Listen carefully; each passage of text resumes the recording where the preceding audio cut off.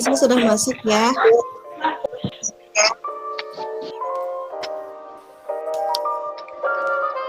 Baik, assalamualaikum warahmatullahi wabarakatuh. Waalaikumsalam warahmatullahi wabarakatuh. Ya, Hai. Semuanya sudah masuk kelas? Dah ya. Wajahnya tidak usah tegang begitu. Saja seperti biasa.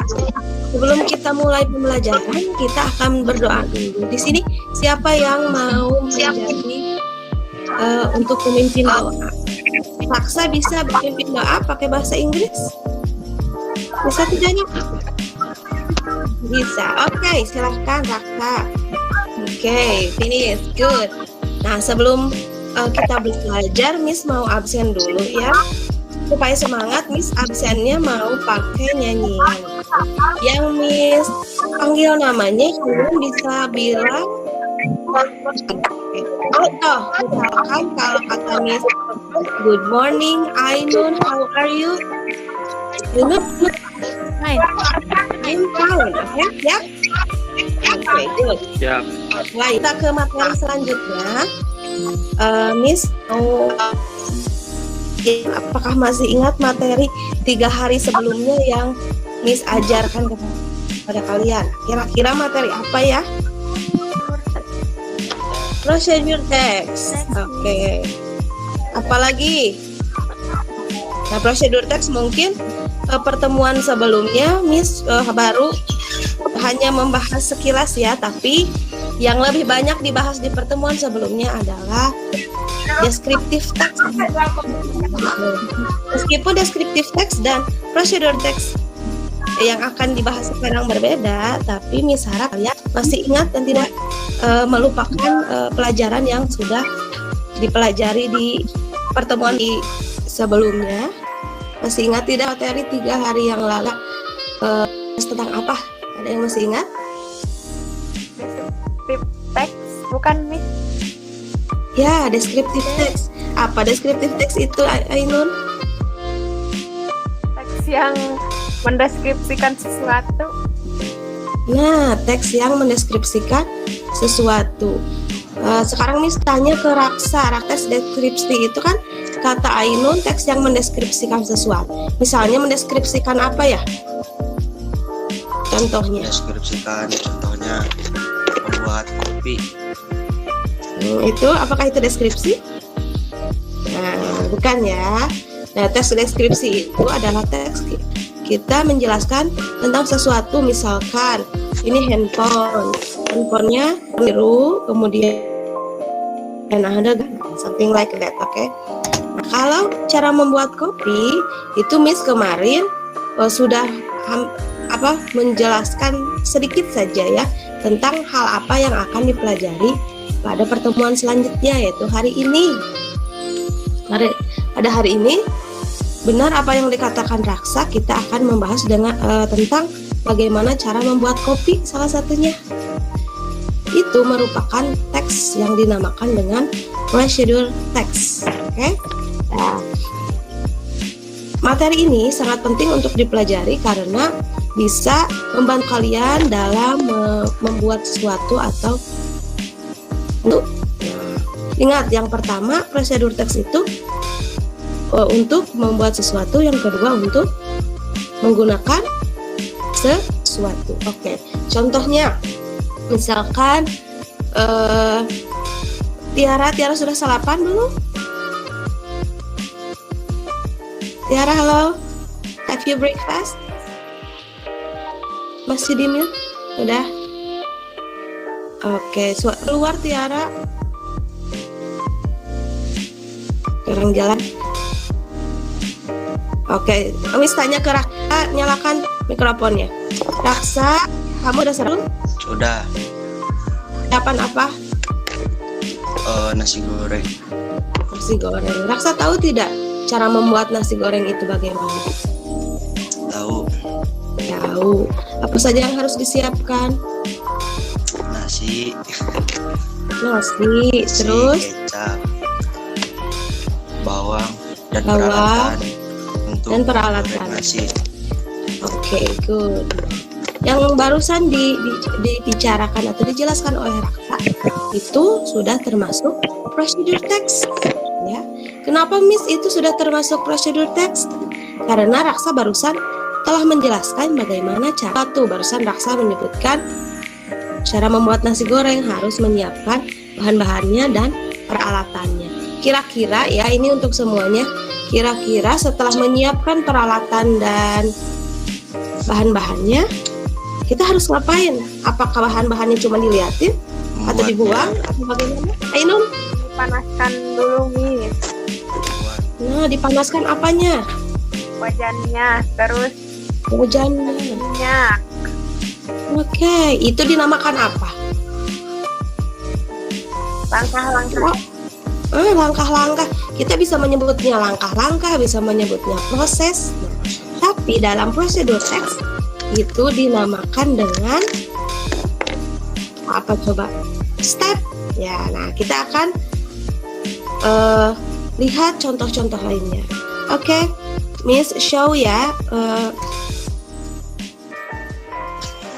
Kita lihat ke layar.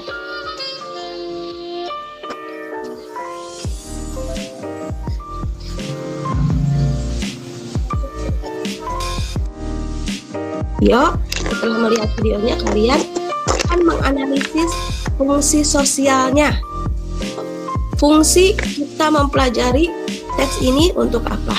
Yang kedua, setelah menyelajari ini, kalian akan bisa menganalisis struktur teks. Struktur teks itu susunan teksnya. Kalau kita mau membuat procedural teks, susunan apa saja yang harus ada?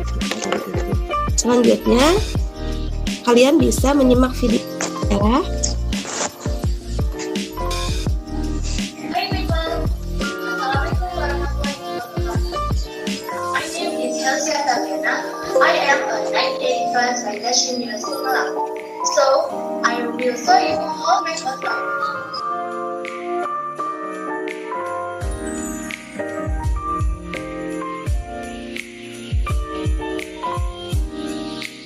Video yang kedua.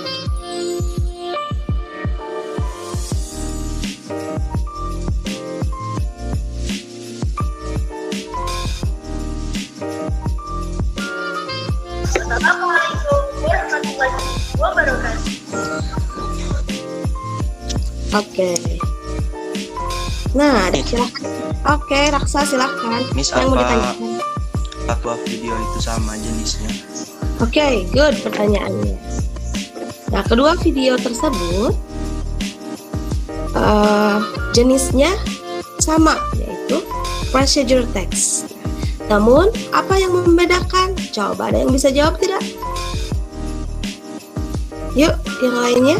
Kalau video yang pertama membuat kopi, Miss. Oke, membuat kopi. Yang kedua cara memakan setrika. Yang pertama, bagaimana cara membuat kopi. Yang kedua, bagaimana cara menggunakan setrika. Berarti sama tidak? Pernah ya? Nah, yang pertama, recipe yang isinya resep dinamakan dengan manual. Tulisannya manual. Itu manual. Manual itu lagi. Ya.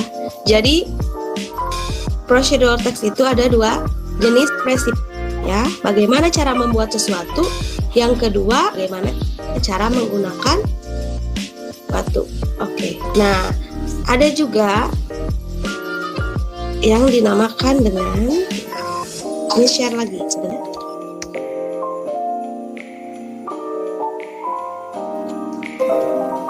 Oke. Dalam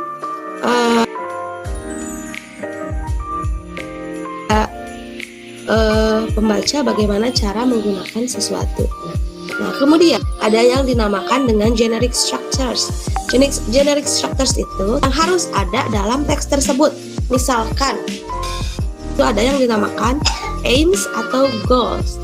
Aims atau goals ini ada pada judul. Misalkan yang tadi, bagaimana cara menggunakan atau bagaimana cara membuat sesuatu. Berarti aims atau goalnya adalah how to make coffee. Oke. Kemudian yang dinamakan dengan ingredients. Oke, tadi ada aims atau goal, yaitu judulnya ya. Kemudian yang kedua ada ingredients. Ingredients itu terdapat pada yang resepi atau bahan-bahannya. Bagaimana cara membuat kopi, bahan-bahannya berarti harus ada kopi, harus ada air panas, ada gelas, nah itu dinamakan dengan ingredients. Tapi dalam manual text tidak ada ingredients. Manual text yang ada adalah materials atau tools atau alat yang digunakan.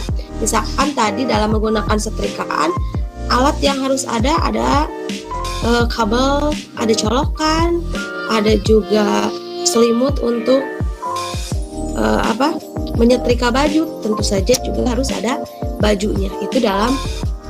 Nah, yang ketiga ada yang dinamakan step atau method. Itu merupakan cara membuatnya atau cara menggunakannya. Misalkan untuk membuat kopi yang pertama, siapkan gelasnya. Kemudian masukkan kopi dan gulanya. Lalu tuangkan air panas, kemudian diaduk, lalu kopi siap untuk dinikmati. Itu dinamakan dengan step atau method. Kalau paham, kasih waktu 5 menit untuk membuka LKPD-nya. Miss sudah masukkan LKPD-nya atau lembar kerja siswanya di HP ya, di WhatsApp sudah Miss masukkan. Silakan bekerja berdasarkan kelompok yang sudah dibagi. Oke, sudah ya? Sudah selesai ya? Yo, siapa kelompok pertama yang mau menampilkan LKPD-nya menjelaskan? Please raise your hand. Yo. Nah, ini dari kelompok berapa? Dari kelompok 1, Miss. Kelompok 1, silakan dijelaskan. Yang teks berapa? teks 1. Oke, siap. Please. Itu titelnya How to Make Iced Tea. Oke, good. Special functionnya to tell or explain the reader how to make iced tea. Strukturnya aim or goal itu adalah how to make iced tea. Nya ya seperti leaf, ice cubes, sugar, and water. And water. Stepnya Boil the water. boil the water. And Good.